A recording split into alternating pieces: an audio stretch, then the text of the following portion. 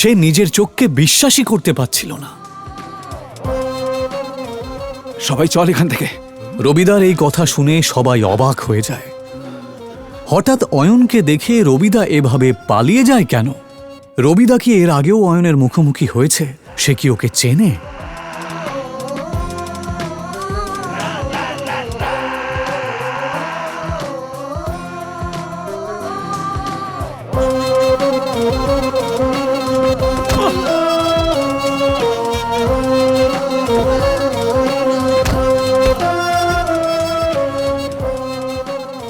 সত্যি কি অয়ন একজন আরবপতি? যদি তাই হয়, তাহলে সে কেন এভাবে দিনের পর দিন অপমান সহ্য করছে? রুষার বাবা অয়নের মতন একটা গরিবের সাথে কেন তার বিয়ে দিয়েছে?